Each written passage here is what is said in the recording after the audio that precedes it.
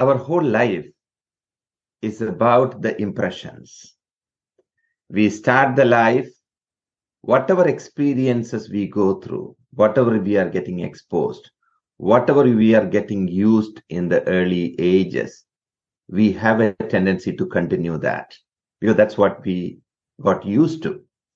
So if we can get our children used to certain routines and the process, the aspect of living in a more structured, natural, sustainable way, they will be able to carry that principle throughout their life naturally without any effort. Right now, the issue happens when we are adults. If you need to make a change in the way we eat or the way we do things in a day-to-day basis, it's not easy because we are already used to a different way.